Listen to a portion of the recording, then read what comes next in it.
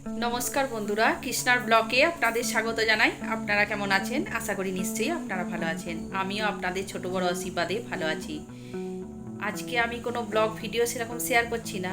আপনারা নিশ্চয়ই থাম্বনেল আর টাইটেল দেখে বুঝতে পেরেছেন যে বাজারের এখন কীরকম মূল্যবৃদ্ধি হয়েছে সমস্ত জিনিসের, শাক সবজি পাতি রেশন সব কিছুই।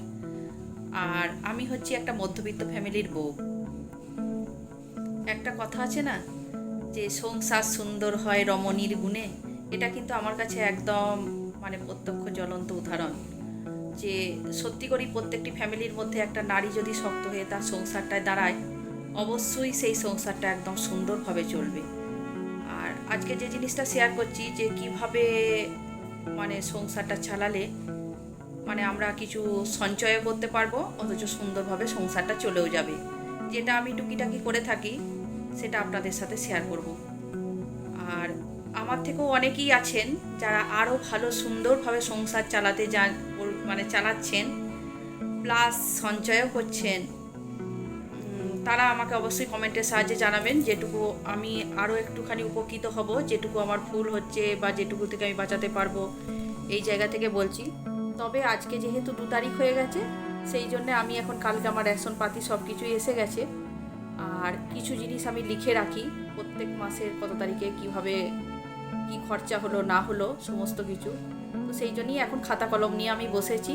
আপনাদের সাথে খাতা কলমে আমি বোঝাবো যে আমি কিভাবে মধ্যবিত্ত পরিবারের মেয়ে হয়ে বউ হয়েও কিভাবে সংসারটাকে সুন্দরভাবে চালাই। যাই হোক, চলুন তাহলে এবার আমি দেখিয়ে আপনাদের সাথে শেয়ার করি কী রকমভাবে সংসারটা চালানো হয়।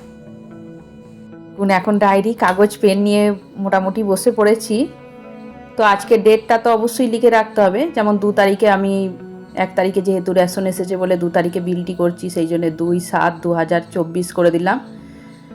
যাদের ঘর ভাড়ার ব্যাপার আছে সেই জন্য আমি ঘর ভাড়া লিখলাম। ঘর ভাড়াটা মোটামুটি আমি এখানে 5,000 টাকার মতো লিখেছি। 5,000 টাকার কমে তো কোনো ঘর ভাড়া হয় না, এটা আপনাদের বেশিও হতে পারে।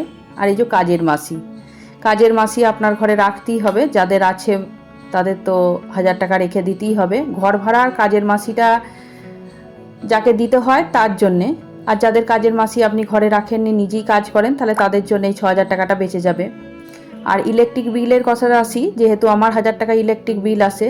এখন গ্রীষ্মকালে একটু বেড়ে গেছে, কেননা সবসময় এসি চলছে। আবার শীতকালে হয়তো একটুখানি কম হয়, কিন্তু আমার সেভাবে কম হয় না। ওয়াটার হিটারগুলো জলের, তারপরে রুম হিটার চলে বাচ্চার জন্য, সেহেতু ঘরে ঘরে আমার সেই একই পড়ে যায় ইলেকট্রিক বিল। আর গ্যাস তো এখন 480 টাকা। আর এই যে রেশন লিখেছি 3,000 টাকায়, এটা কেন লিখেছি সেটা আপনাদের সাথে শেয়ার করছি। রেশন থেকে আপনারা অনেক জিনিস বাঁচাতে পারবেন, টাকা অনেকটাই বাঁচানো যায় রেশন থেকে। সেই জন্য আপনাদের সাথে রেশনের কথাটা আমি শেয়ার করলাম। আর এই দিকে হচ্ছে ফোন রিচার্জ আপনাকে করতেই হবে। যাদের ওয়াইফাই বসানো আছে, ওয়াইফাইয়ের বা একটা রিচার্জ মাসের শেষে একটা আনলিমিটেড টপ আপ ভরাতে হয়। যেহেতু আমরা ওয়াইটির সাথে যুক্ত, সেহেতু আরও বেশি করে আমাদের নেট লাগে, সেই জন্য নেট প্যাকগুলো খুব একটা বেশি পরিমাণে ভরতে হয়। আর এখানে আমি ওষুধ লিখেছি। ওষুধ হচ্ছে যাদের ওষুধ প্রতিনিয়ত কিনতে হয়, ঘরে ঘরে তো ওষুধ এখন মাসের শেষে একটা টাকা রেখেই দিতে হয়। যাদের কোনো বড় রোগ নেই, তাদের সর্দি কাশি তো জ্বর এরকম নানা রকম প্রবলেম আছেই। তারপর গ্রীষ্মকালে ওয়ারেস নানা রকম ওষুধেরও 1,000 টাকা রেখে দিতে হবে। আর যাদের বাচ্চা আছে তাদের স্কুল ফিস, টিউশন ফিস আর গাড়ি ভাড়া তো আছেই। আর যাদের গাড়ি ভাড়া নেই তাদের স্কুলের ফিস যতটুকু আর টিউশন দিতে হবে। আর এদিকে একটা আমি দেখাচ্ছি যে সবজি, মাছ, মাংস বা ফল 4টে একসাথে করে দিয়েছি। সবজি তো আপনাকে প্রতিনিয়ত খেতে হবে, আর মাছ, মাংস আর ফলের ব্যাপারটায় আসছি। যেভাবে আপনি পয়সা বাঁচিয়ে আপনার হাতে ওটা যেভাবে পয়সা বাঁচাতে পারবেন, কেননা মাছ আপনি মাসে কবার খাবেন, মাংস আপনি কিভাবে খাবেন, আর ফল। আর এটা হচ্ছে মেহমানদারির জন্য 2,000 টাকা রেখে দিতে হবে। ঘরে লৌকিতা আসার জন্যে, সেই জন্যে 2,000 টাকা তুলেই রাখতে হবে।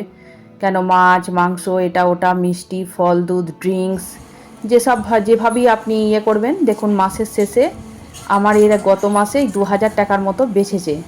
তো সেটাই এখন আমি গুনে দেখালাম না, ভিডিওটা অনেকটি বড় হয়ে যাবে।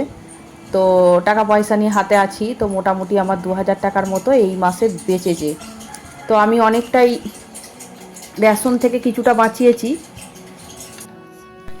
তারপরে দেখুন, আমরা যে ঘর ভাড়া, ইলেকট্রিক বিল বা জলের বিল, গ্যাস, রেশন, এইসব যেসব ফোনের রিচার্জ যেগুলো বললাম, সেগুলো তো একটা লিমিটেশন টাকার মধ্যে দিয়ে, সেগুলো তো আপনাকে অবশ্যই সেটাকে আপনাকে দিতেই হবে। আর যেটা আমি একটা কথা বলি, যেটা রেশন থেকে কিছু টাকা বাঁচানো যেতে পারে। রেশন হচ্ছে, রেশন থেকে আপনি বলবেন যে রেশন আবার কি, তেল কম করব, কি খাবার দাবার কম করব, সেটা করলে কি আর সংসার চলে? কিন্তু দেখুন, আমরা তো মধ্যবিত্ত পরিবারের মানুষ, তো আমাদের হয়তো চালটা কিনে খেতে হয়। যাদের চাষের আছে, কিন্তু অনেক গরিব মানুষদের দেখবেন রেশনে চাল দেয়। সেই রেশনের চালটাকে যদি আমরা সংগ্রহ করতে পারি, একটু কিছু ব্যবস্থা করতে হবে, তার জন্য মেহনত করতে হবে, যে ঘরে কাজের লোক থাকলে তাকে বলতে হবে। সেই চালটা তুলে নিয়ে এসে যদি ভাঙিয়ে রাখা যায়, তো চালটা থেকে অনেক রকম হয়, যেমন ছিলকা, ইডলি, ধোসা, যেটা আপনার নাস্তাতে অনেক সুযোগ সুবিধা করে দেবে। চালটা তো তুলনামূলক হিসাবে অনেকটাই কম। আমি দেখি এখানে চালগুলো বিক্রি হয় 15 টাকা 20 টাকা কিলো, আর আমরা বাজার থেকে প্রায় 60 টাকা 70 টাকা কিলো চাল কিনে খেতেই হয় আমাদের। ও কমে চাল হয় না, ভালো চাল হয় না।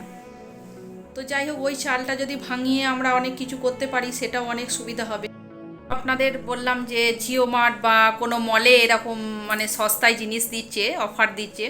তো সেটাও আমি বলে রাখি, যদি হয়তো মল যেতে আপনাদের অনেকটাই দূরে লাগে, যেমন ট্রাভেলিং খরচা আছে, যেমন কোনো যানবাহনের সাথে গেলেন, গাড়ি করে গেলেন কি মোটর সাইকেলে গেলেন, তার পেট্রোল লাগবে, কি কোনো ভাড়া দিয়ে বাসে করে আপনাকে যেতে হলো, তো যাতায়াতের খরচা যা লাগলো, সব মিলিয়ে যদি কাছের শপিং মানে যেখান থেকে আপনি শপ করেন, প্রতিনিয়ত জিনিসগুলো কাছের দোকান থেকে নিয়ে আসেন, ঘরে ঘরে যদি একই হয়ে যায়, তাহলে এই সাশ্রয়টা আপনি করতে পারবেন না। আর যদি দেখা যায় যে না, এটা অনলাইন ডেলিভারি করলেও মানে সস্তায় এসে গেল, বা যে ডিলগুলো দিচ্ছে, আর মল যদি আপনার কাছে হয়, তাহলে এইখান থেকে আপনি অনেক সাশ্রয় করতে পারবেন। এটাও একটা ব্যাপার আছে। বাচ্চাদের দুধ তো আপনাকে আনতেই হবে, দুধের দিক থেকে কোনো কম করা যাবে না, যদি আবার ঘরে বুড়ো বা বাচ্চা থাকে, বা চা খেতেও এখন মানে দুধ লাগছে। তবে অনেকে আছে যে ওটা লিকার খেলে শরীরে শারীরিক দিক থেকেও ভালো, আবার দুধটাও একটুখানি আপনার বচত হয়ে যাবে, কিনতে হবে না, এটাও একটা হতে পারে। আর একটা কথা বলি, সংসার কিন্তু সবসময় একটা মানুষের হাতে থাকাটাই জরুরি, এটা আমার মতে। হয়তো আমার হাজব্যান্ড কোথায় যাচ্ছে, তুমি সবজিটা এনে দাও, আমি টুকটাক জিনিসগুলো কিনে নিলাম, আমার ছেলে রয়েছে, মাছটা এনে দাও। এরকম করলে কিন্তু সংসারের অনেক চাপ বেড়ে যায়। কেননা যে যেমন পারবে মতে কিনে নেবে। বাজারে গেল, দেখি বেটা ছেলেরাও 2-4টে জিনিস দেখতে পেলো, সেটাও নিয়ে নিল।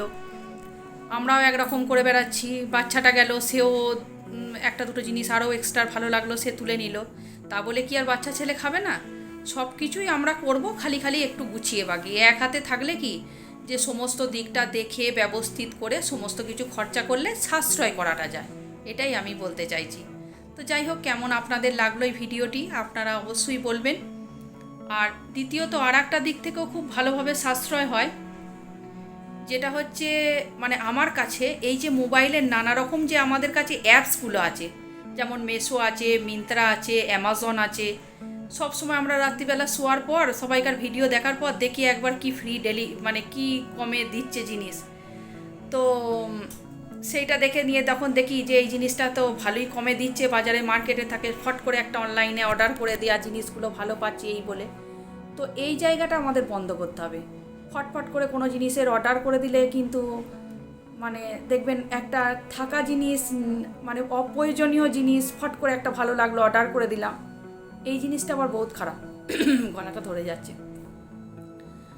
আর আবার একদিকে ভালো, যেমন হচ্ছে জিও মার্ট আছে, আরও যেমন এখানে মল টলও আছে, নানা রকম মলে দেখবেন সবসময় অফার দেয়, 5 কিলো তেল নিলে কিছুটা ফ্রি দেয়, কোনো জিনিস ফ্রি দেয়, বা দাম কম দেয়, অনেক কিছু ফ্রি দেয়। যেমন জিও মার্টে তো ম্যাক্সিমাম দিতে থাকে রাত 12টার পর ডিল দিতে থাকে, তো এটা ওটা অফার অনেক অনেক সস্তায় জিনিস দেয়, সেইগুলো আমাদের মাথা চালিয়ে তুলে নিতে হবে।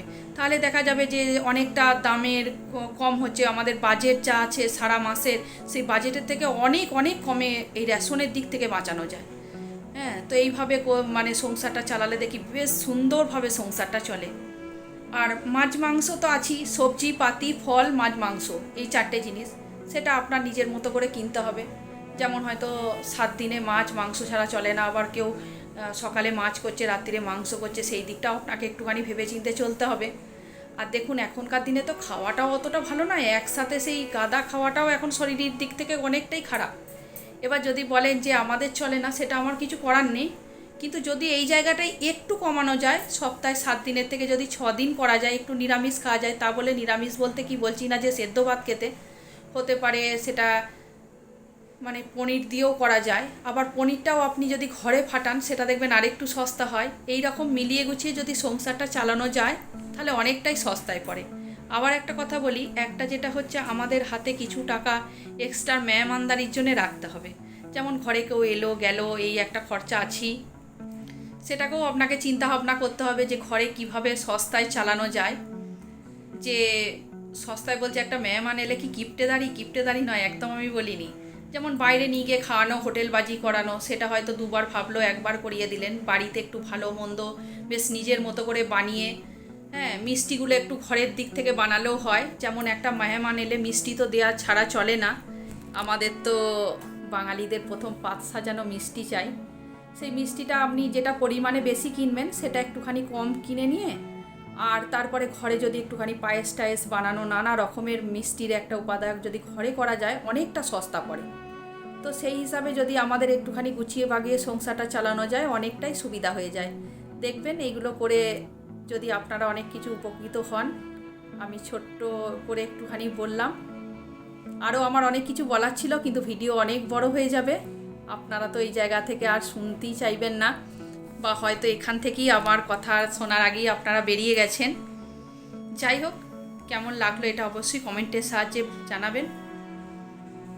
নিজের সংসার নিজে সুন্দর মতো করে চালান, সুন্দরভাবে বাঁচুন, সুন্দরভাবে সাশ্রয় করে কোনো একটা ভালো জায়গায় সেই অর্থটাকে লাগান, যেটা আমার আপনার কাজে লাগবে। হয়তো অসময়ে এমন একটি জরুরত পড়ে গেল যে ঘরে ফট করে নিজের টাকা বার করে এটা করতে পারলাম, কোনো শখের জিনিস কিনলাম, কোনো সাজাবার জিনিসটা অনেক দিন ধরে হচ্ছিল না সেটা করলাম, সেটার খুশি একটা আলাদা। তবেই মনে করবেন না যে এই টাকাটা আমাদের কারোর মারা টাকা বা হাজব্যান্ডের পকেট চুরির টাকা, না, একদমই নয়। এটা আমাদের মেহনত, মাথা চালানোর টাকা। এটা দিয়েও যদি কিছু করতে পারি তাহলে অনেকটাই ভালো লাগবে। যাই হোক, আমি এখানেই শেষ করছি। আপনারা ভালো থাকবেন, সুস্থ থাকবেন, শীঘ্রই দেখা হবে পরের একটা ব্লগে। আমার যদি এইটাই ভালো লেগে থাকে, আমার যদি টিপসটা ভালো লেগে থাকে অবশ্যই কমেন্টের সাহায্যে জানাবেন। দেখা হবে নেক্সট ব্লগে।